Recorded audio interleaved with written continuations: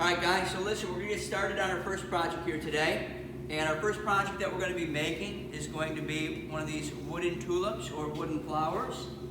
These are very nice projects to put on the kitchen table or the kitchen counter. They're always in season, they don't die. They look nice. It's a good entry-level project for you guys to work on. We're going to use about 17 tools to make it. It's all going to be hand tools, so we're going to master those type of skills, and then we'll move forward from there. So when we start this project here today, we're going to start with the actual tulip part, the head of the flower. And I have it drawn on the board. And in order to make this work, we're going to need a block of white pine, which is a very soft wood, and we're going to need a pattern. This pattern happens to be made out of masonite. It's very easy to trace because it's about 1/8 of an inch thick. So we use our masonite for our pattern. Now, is there a difference between me putting the pattern on the block of wood this way and me putting the pattern on the block of wood this way? Does it fit both ways? Sure does. So what's the difference if it was like this or like this? Who knows? Do you see any difference when I move it? Finn? The pattern on the wood is like, it changes. Say that one more time? Pattern on the wood. Okay, so Finn called it a pattern. He's really, really close. What did you think it was? I don't normally know the word for it, but yeah, like the same thing, like the streaks. The streaks is what he called it. So it's actually called the grain of the wood. And the grain, these are all growth rings right here. So here's a growth ring, here's a growth ring, here's a growth ring. And these run like this in the tree. So this piece of wood right here, the tree, if it was standing in the forest, is going like this.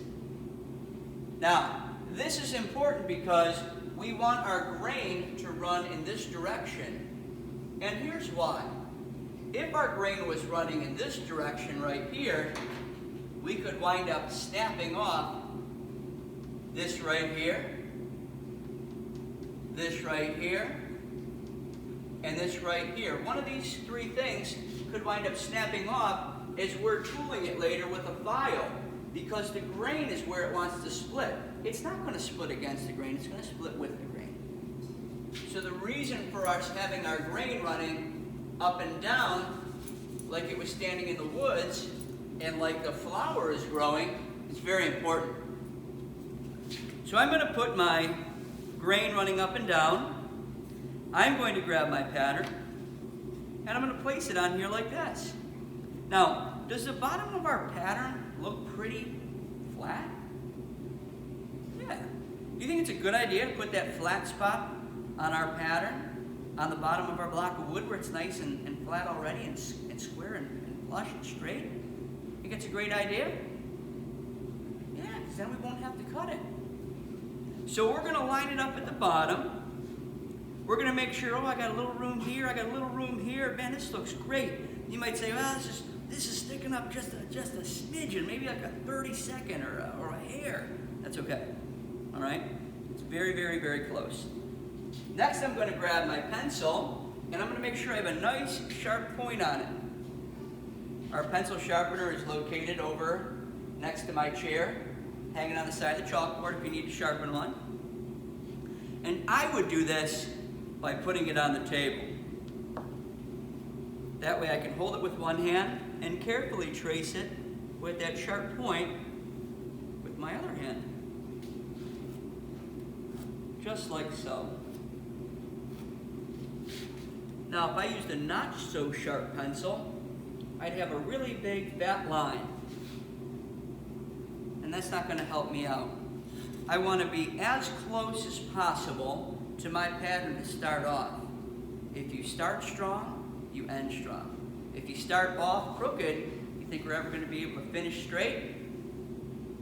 Probably not. All right, so now that we have gotten our patterns drawn on our block of wood, we're going to confirm that we have our initials and dash the period that we're in.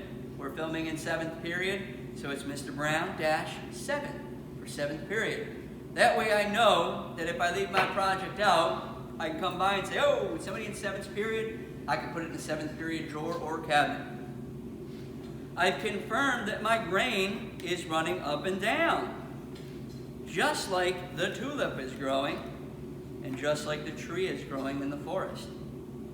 Now, in order to start cutting this out, we're going to have to do it in segments. We're going to rough cut it into a shape, and then we're going to file it into a nice smooth shape, and then we're going to sand it into a very smooth shape. Now, did we start off rough and get smooth? Yes, no, yeah, we did. So we're going to start by cutting a couple of what's called relief cuts. And we're going to cut from here down into here, and from here down into here. Just like this. Relief cut number 1, relief cut number 2.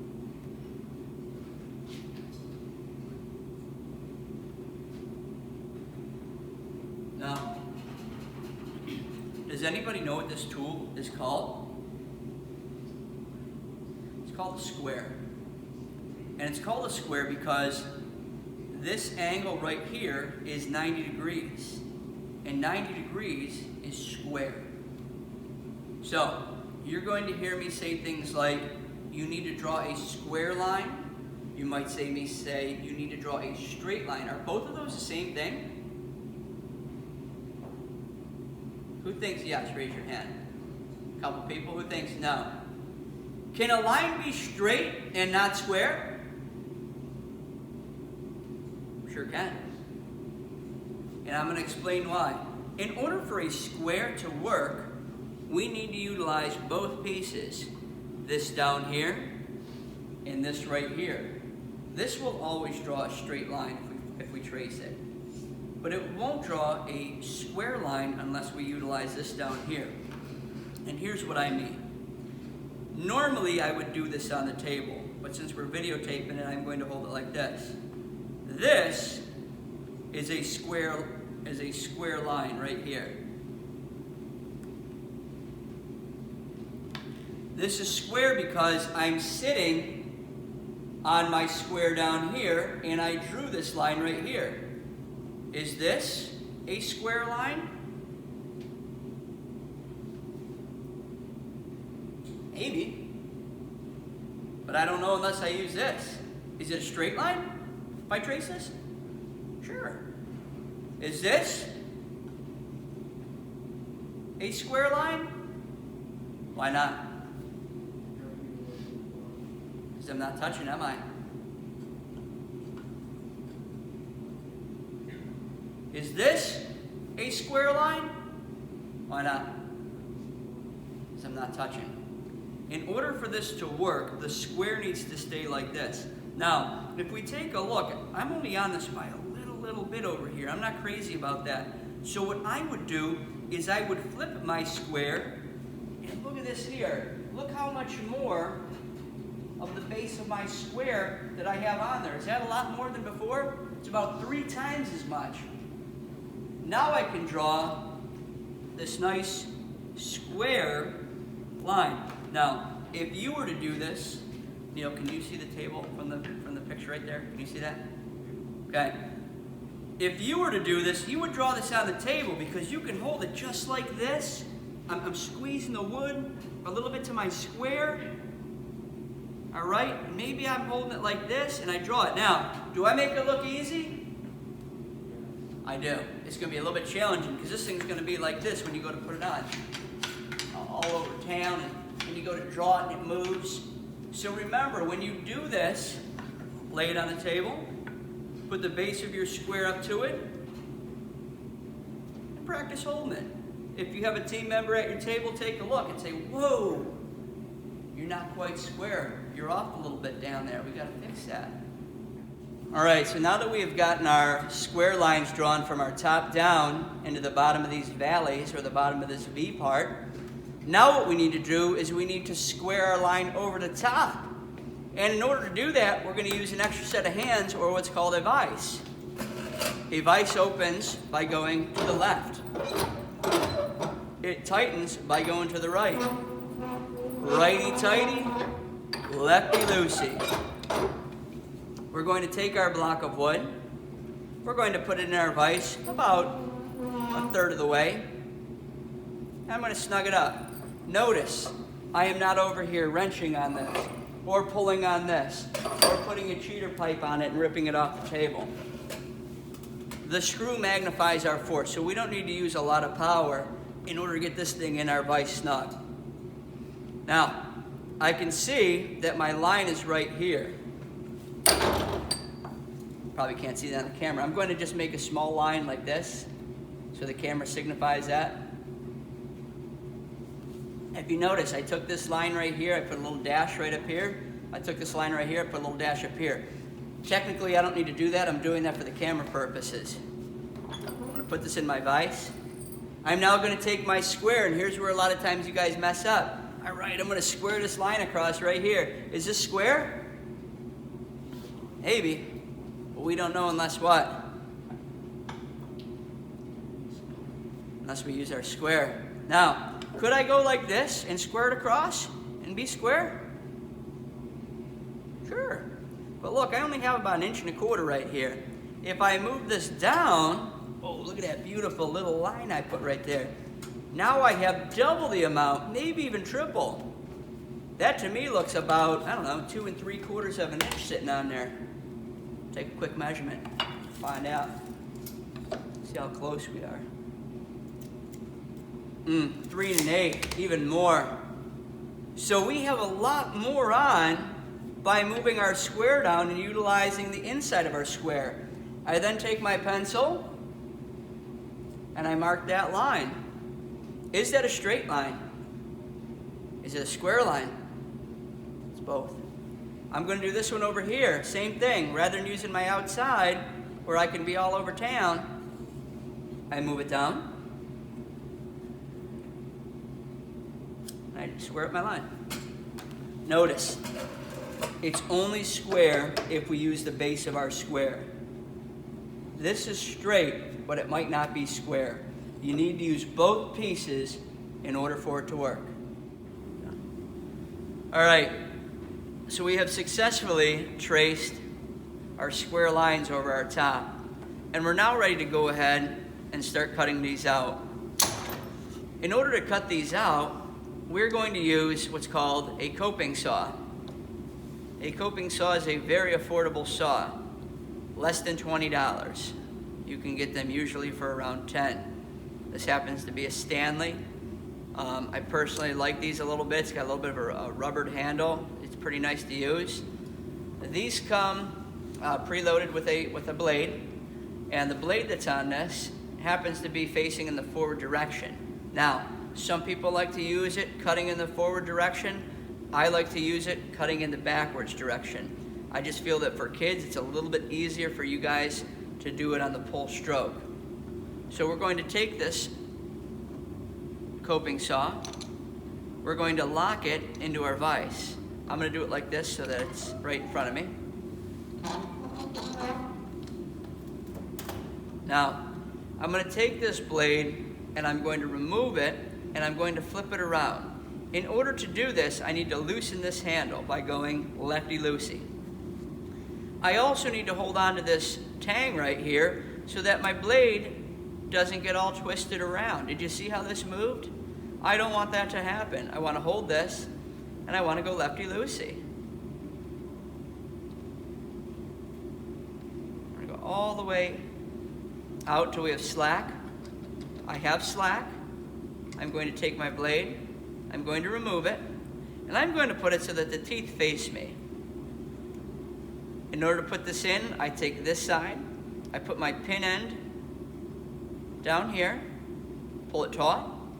I take this end over here, put it in my handle end, I hold the tang, and I start to tighten it up. Righty-tighty. And we're going to go till it's snugged up. And I want my tangs to both be facing the same direction.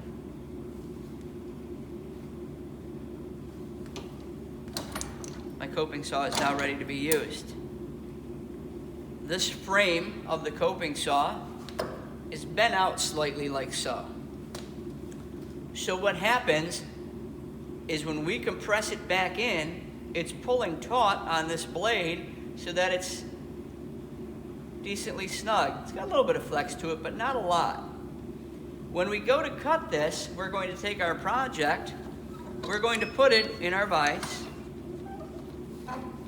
and I'm going to show you why it's important to have both a square line going down and a square line going across. I don't want to have my fingers anywhere near the blade. It sounds silly, but kids cut themselves frequently by doing this exact thing. I don't like to have my hand on this piece of wood because of how small it is. I do not like to cut starting with a pull stroke.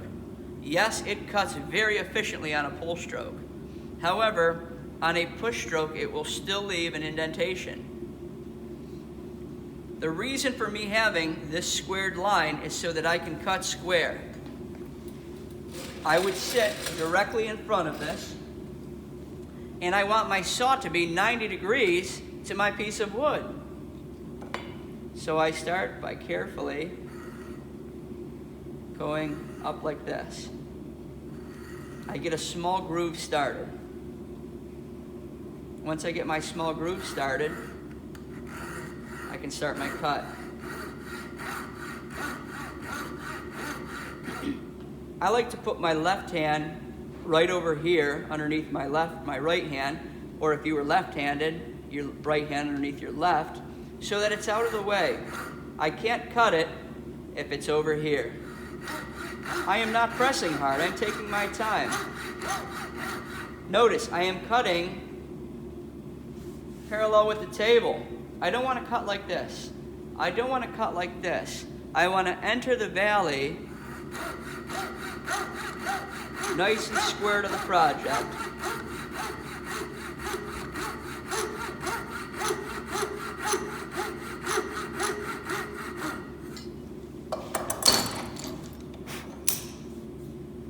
I want to cut right down to my line, but not into my line. We always want to leave our line so that we can file and sand it down later to that line. Let me demonstrate something. This cut is both straight and square. Take note to this line right here.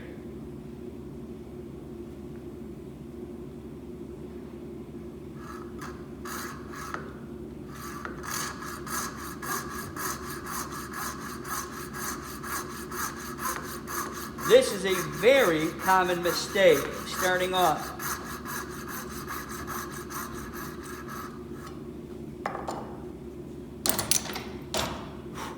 Did I cut straight down my line? Sure did. Did I cut square to my line? I sure didn't.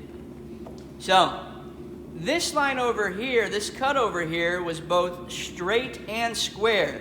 This line over here, this cut over here, was straight, but if we take a look at the top, I cut on an angle. I was not good.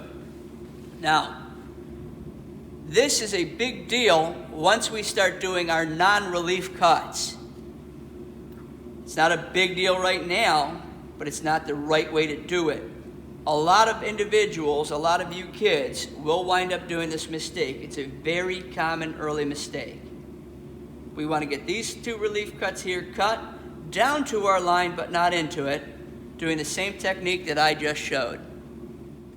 So we did relief cut number 1, relief cut number 2. Now we're going to start cutting our shape to a rough shape. Cut number 3 will be going in this direction. Cut number 4 will be going in this direction. And our goal is to cut this triangular piece right out. This shaded in piece will fall out. We already have our relief cut. We go from here down to here. The shaded out piece will fall out. So the next thing that we're going to do after we have both of these relief cuts here cut is we're going to go ahead and we're going to cut this line right here down in. In order to do this, I need to make my mark up here at the top where it meets.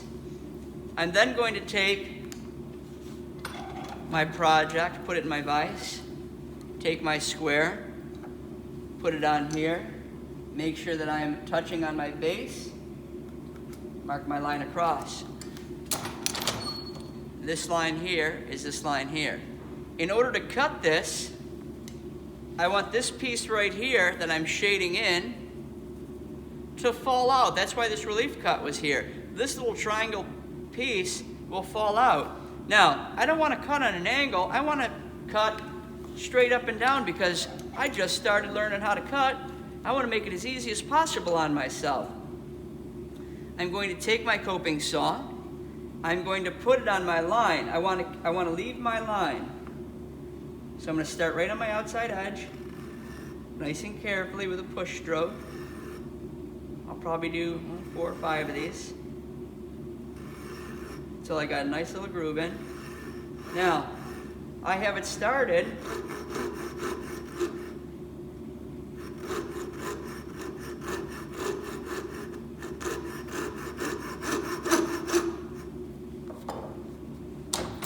And if we take note, I have it right on my line right here.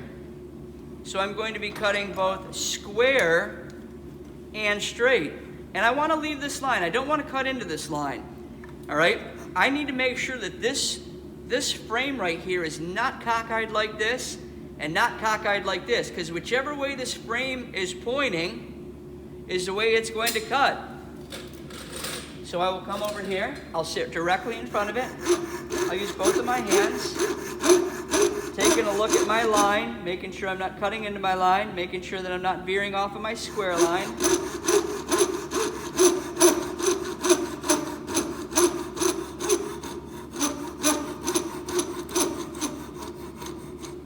And look at that.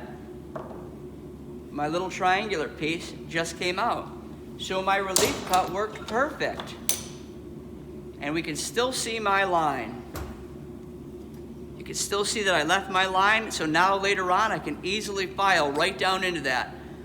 So we did our first 2 relief cuts, then we did cut number 3. Cut number 4 will be the same thing over here, and we'll be going over that next.